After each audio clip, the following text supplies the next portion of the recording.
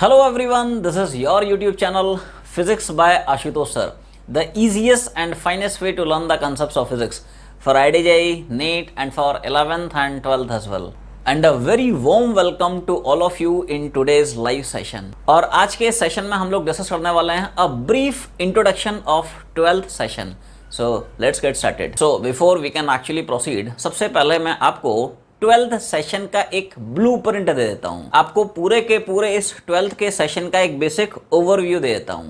सो इस सेशन में हमारे दोनों टारगेट्स हैं. We have to cover the syllabus of your board exams as well as we have to also cover the syllabus of your competitive exams. हमारे इस session में दोनों टारगेट्स रहेंगे, आपके बोर्ड एग्जाम्स प्लस सारे के सारे competitive exams, J Mains, advance and NEET as well. So सबसे पहले मैं आपको जो दोनों तरह के एग्जाम्स हैं, चाहे बोर्ड एग्जाम्स हैं चाहे कॉम्पिटिटिव एग्जाम्स हैं, इनमें कंपैरिजन समझा देता हूं. क्या क्या डिफरेंसेस हैं और क्या क्या सिमिलरिटीज हैं in between board exams and competitive exams. So आपके जितने भी बोर्ड एग्जाम्स हैं या जितने भी कॉम्पिटिटिव एग्जाम्स हैं, इनमें कुछ सिमिलरिटीज हैं और कुछ डिफरेंसेस भी हैं. तो सिमिलरिटी बच्चों ये है कि आपके जितने भी बोर्ड एग्जाम्स हैं, चाहे CBSE है, CG है, ISC है, जितने भी बोर्ड्स हैं या जितने भी आपके कॉम्पिटिटिव एग्जाम्स हैं, चाहे JEE मेंस है, एडवांस है, नीट है, इनका जो सिलेबस है मोर और लेस सेम है. यू कैन से कि 90% of the syllabus is common. कुछ चैप्टर्स ऐसे हैं जो आपके बोर्ड के सिलेबस में हैं, कॉम्पिटिटिव एग्जाम के सिलेबस में नहीं है. And similarly on the other side कुछ ऐसे भी चैप्टर्स हैं जो आपके कॉम्पिटिटिव एग्जाम के सिलेबस में है, बोर्ड की सिलेबस में नहीं है. बाकी हमारा यहाँ पे ये टारगेट रहेगा कि हम दोनों को लेके चलेंगे. That is we will have simultaneous preparations for your board exams and your competitive exams as well.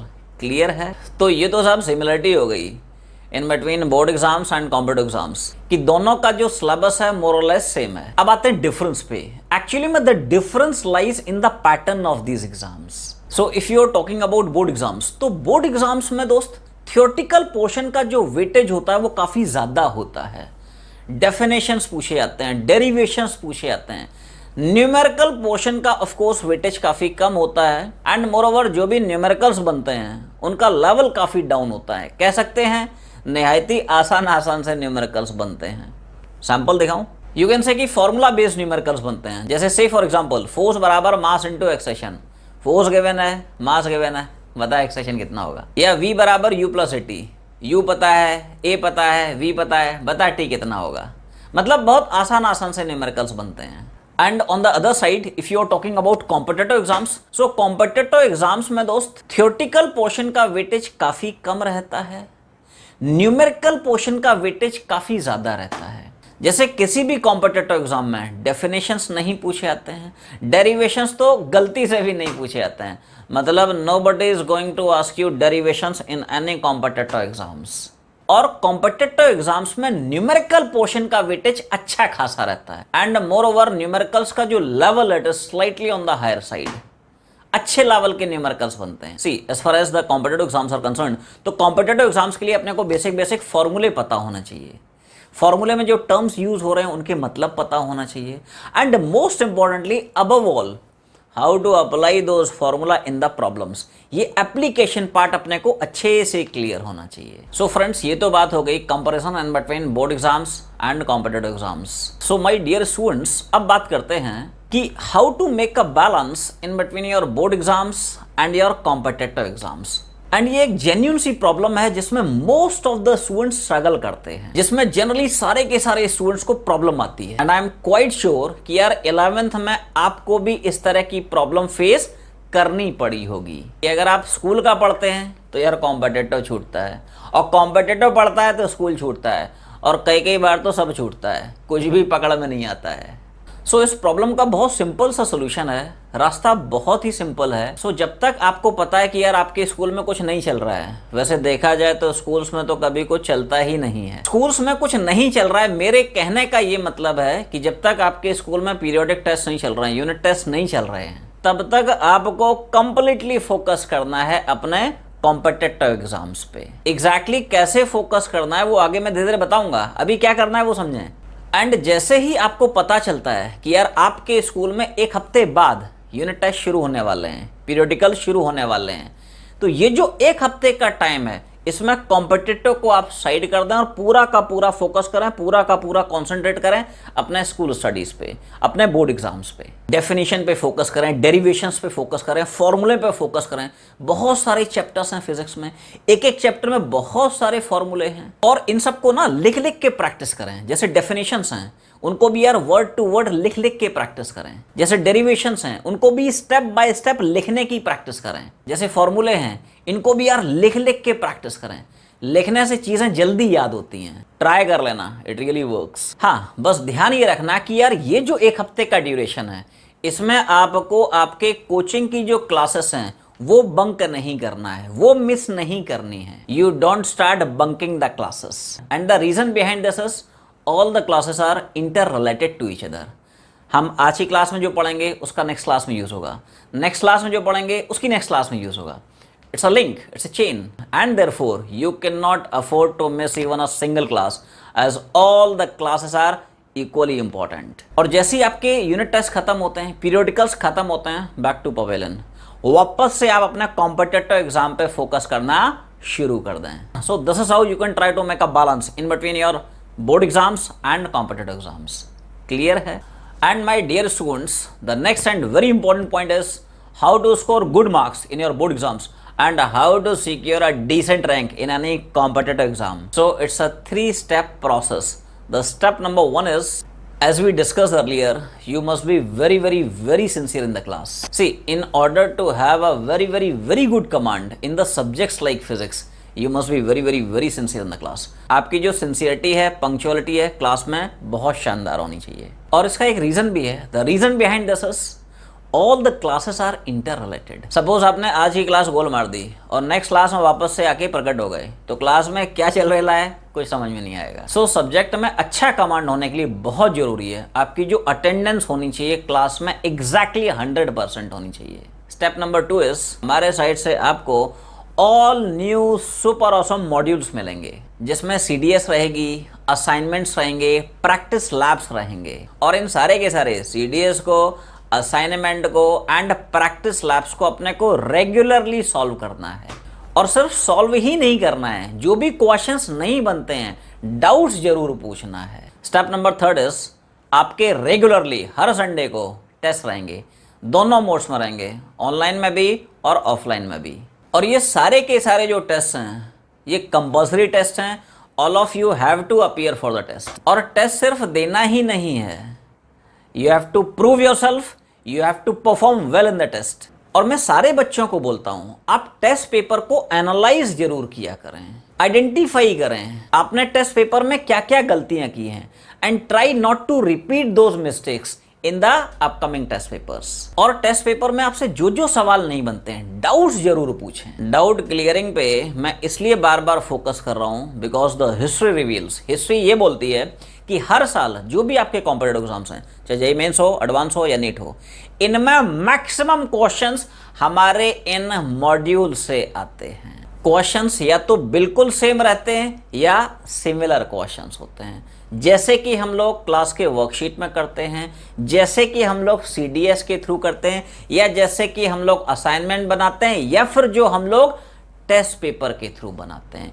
इसलिए बार बार इस चीज को मैं रिपीट कर रहा हूं. I am repeating this again and again. I repeat कि आपको इन मॉड्यूल्स को अच्छे से बनाना है. आपको क्लास की वर्कशीट में, CDS में, असाइनमेंट्स में, प्रैक्टिस लैब में या टेस्ट पेपर में कोई भी डाउट नहीं होना चाहिए. सो ये कुछ बेसिक से स्टेप्स हैं जिनको अगर आप फॉलो कर ले जाते हो तो I am quite sure you will definitely score good marks in your board exams and you will certainly get a decent rank in your competitive exams. So ये कुछ बेसिक सी बातें थी जो मुझे तुम लोगों को बताना जरूरी था. और अगर आप इन सारी की सारी बातों को प्रॉपरली इस 12th के सेशन में फॉलो कर ले जाते हो, I can challenge, nobody can stop your selection, you will be unstoppable. So अब हम लोग मूव करेंगे डायरेक्टली अपने एकेडमिक्स पे. पूरा का पूरा आपका जो 12th का फिजिक्स है उसको हमने 3 यूनिट्स में डिवाइड कर रखा है. कौन कौन से? Electromagnetism, optics and this modern physics. अच्छा, आपको यहाँ पे मैं एक बात क्लैरिफाई कर देता हूँ. अपने को ये सोच के खुश होने की जरूरत नहीं है, अरे सर वाह क्या कूल सिलेबस है, साल भर में फिजिक्स में सिर्फ और सिर्फ 3 ही चैप्टर्स पढ़ने हैं. सो माय डियर स्टूडेंट्स, ये 3 चैप्टर्स नहीं है, दे आर यूनिट्स, और एक एक यूनिट में कई कई सारे चैप्टर्स हैं। सो अपना जो पहला यूनिट है इलेक्ट्रोमैग्नेटिज्म का, इसको हमने 2 सब यूनिट्स में डिवाइड कर रखा है। कौन कौन से? Electrostatics and electrodynamics. Electrostatics is basically study of properties of charge when it is at rest. इस पूरे के पूरे यूनिट में हम लोग स्टैटिक चार्ज को डील करने वाले हैं, जब चार्ज मूव ना कर रहा हो। और electrodynamics is basically study of properties of charge when it is in motion. यहां पे साहब हम चार्ज को मौका देंगे। मौका फॉर व्हाट? मौका टू फ्लो, मौका टू मूव। यहां पे हम चार्ज को मूव कराएंगे। क्लियर है? इलेक्ट्रो मतलब charge, electro means charge, statics मतलब रेस्ट का charge, and therefore electrostatics is basically study of properties of charge when it is at rest. यहां पे इलेक्ट्रोडायनेमिक्स है। इलेक्ट्रो मतलब चार्ज, डायनेमिक्स मतलब मोशन वाला चार्ज। जैसे तुम लोग 11th में फ्रिक्शन में पढ़ते हो, स्टैटिक फ्रिक्शन एंड डायनेमिक और काइनेटिक फ्रिक्शन। तो स्टैटिक फ्रिक्शन कब एक्ट करता है? When the body is static. Kinetic friction या डायनेमिक फ्रिक्शन कब एक्ट करता है? When the body is in motion. वही कहानी यहाँ पे है। इस पूरे के पूरे यूनिट में हम चार्ज को स्टैटिक डील करेंगे। इस पूरे के पूरे यूनिट में हम लोग चार्ज को फ्लो कराएंगे, मूव कराएंगे। Is it clear? So electromagnetism unit हो गया, इलेक्ट्रोस्टैटिक्स एंड डायनामिक्स सब यूनिट्स हो गए। अब हम चैप्टर्स पे आ रहे हैं। ये यूनिट, ये सब यूनिट्स, अब ये हम लोग चैप्टर्स पे आ रहे हैं। सो इलेक्ट्रोस्टैटिक्स के सब यूनिट में 2 फर्दर चैप्टर्स हैं। कौन कौन से? Electrostatics and capacitance. अब ये देख के थोड़ा सा तुम लोगों को अजीब सा लग रहा होगा कि यार ये इलेक्ट्रोस्टैटिक्स के अंदर फिर से इलेक्ट्रोस्टैटिक्स कहां से आ गया? असलियत में क्या है दोस्त, बहुत सारे बुक्स में इन दोनों को एज अ सिंगल चैप्टर दिया हुआ है, बट एक्चुअली में they are 2 different chapters. Clear है? और यहां पे मैं आपको क्लैरिफाई कर दूं कि दोस्त कैपेसिटेंस का जो पूरा का पूरा चैप्टर है completely and entirely based upon electrostatics. Capacitance के पूरे चैप्टर में सारे के सारे इलेक्ट्रोस्टैटिक्स के ही फंडा यूज होंगे, इलेक्ट्रोस्टैटिक्स के ही कंसेप्ट्स यूज होंगे, एंड देयरफॉर कैपेसिटेंस कुछ नहीं होता है, सब कुछ इलेक्ट्रोस्टैटिक्स ही है। और ये कहानी दोस्त तुम लोग अगर रिकॉल कर पा रहे हो, बिल्कुल मिलती जुलती है, सिमिलर है, जैसा हम लोग काइनेमेटिक्स में पढ़े थे 11th स्टैंडर्ड में। जैसे काइनेमेटिक्स के अंडर में 3 चैप्टर्स आते हैं, motion, one dimension, projectile motion and circular motion. तो यार जो प्रोजेक्टाइल मोशन का पूरा चैप्टर है, क्या पूरा का पूरा मोशन इन 1D पर बेस था? जो भी कंसेप्ट हम मोशन इन 1D में पढ़े थे, सारे के सारे एज इट इज यूज हो रहे थे इन प्रोजेक्टाइल मोशन। वही डिस्टेंस, वही डिस्प्लेसमेंट, वही डिस्टेंस बराबर speed into time along horizontal direction, वही equations of motion along vertical direction. तो यार सारे के सारे तो मोशन इन 1D के फंडे लग रहे थे। सो जैसे 11 में तुम लोग प्रोजेक्टाइल पढ़े थे completely based on motion 1D, वही कहानी यहाँ पे कैपेसिटेंस की, it's completely based on electrostatics. So my dear students, अब हम लोग मूव करते हैं इलेक्ट्रोडायनेमिक्स पे। इलेक्ट्रोडायनेमिक्स में कई सारे चैप्टर्स हैं, जैसे करंट इलेक्ट्रिसिटी है, मैग्नेटिक इफेक्ट्स ऑफ करंट है, मैग्नेटिज्म है, इलेक्ट्रोमैग्नेटिक इंडक्शन है, इसको शॉर्ट में EMI भी बोलते हैं, ऑल्टरनेटिंग करंट है, इसको AC बोलते हैं, AC मतलब आशुतोष चतुर्वेदी, ऑल्टरनेटिंग करंट है, and last but not the least is electromagnetic waves, इनको EMW बोलते हैं, BMW नहीं बोलते हैं, क्या बोलते हैं? EMW। अब अगर आप ध्यान से नोटिस करो तो यार यहाँ पे 2 तरह के आपको करंट्स दिख रहे हैं, एक करंट इलेक्ट्रिसिटी है, दूसरा है ऑल्टरनेटिंग करंट। असलियत में ये DC वाला करंट है, ये AC वाला करंट है। DC का मतलब होता है डायरेक्ट करंट, जैसे आपकी बाइक की बैटरी है, आपके स्कूटी की बैटरी है, आपके कार की बैटरी है, आपके इन्वर्टर की जो बैटरी है, इट इज एक्चुअली में DC बैटरी। अच्छा, ऑल्टरनेटिंग करंट मतलब हमारे हाउसेस में जो इलेक्ट्रिसिटी की सप्लाई है, कोचिंग्स में जो इलेक्ट्रिसिटी की सप्लाई है, ऑफिसेस में जो करंट दौड़ रही है इन वायर्स में, तो ये जो करंट है this is alternating current. Clear है? सो फ्रेंड्स, अब मूव करते हैं हम लोग second and also very important unit of 12th physics, that is optics पे। तो ऑप्टिक्स का जो यूनिट है ये भी बड़ा यूनिट है, इसको हमने 2 फर्दर सब यूनिट्स में स्प्लिट किया हुआ है। कौन कौन से? Ray optics and wave optics. कुछ बुक्स में रे ऑप्टिक्स की जगह ज्योमेट्रिकल ऑप्टिक्स बोलते हैं, it's one and the same thing. So ये यूनिट हो गया, ये दोनों सब यूनिट्स हैं। अब इनमें चैप्टर्स कौन कौन से आ रहे हैं वो देखें। रे ऑप्टिक्स में जो चैप्टर्स हैं वो है रिफ्लेक्शन एंड रिफ्रैक्शन। रिफ्लेक्शन में हम लोग डिस्कस करने वाले हैं मिरर्स के बारे में, जैसे प्लेन मिरर, जैसे कॉन्वेक्स मिरर, जैसे कॉनकेव मिरर। रिफ्रैक्शन में हम लोग डिस्कस करेंगे लेंसेस के बारे में, जैसे कॉन्वेक्स लेंस, जैसे कॉनकेव लेंस। अच्छा, वे ऑप्टिक्स में मेजर 3 चैप्टर्स हैं, इंटरफेरेंस, डिफ्रैक्शन एंड पोलराइजेशन। और अगर आप लोग रिकॉल कर पा रहे हो तो इंटरफेरेंस याद करो, क्या हम लोग 11th में भी वेव्स के चैप्टर में पढ़ चुके हैं। द ओनली डिफरेंस इज कि वहां पे हमने 2 साउंड वेव्स का इंटरफेरेंस डिस्कस किया था।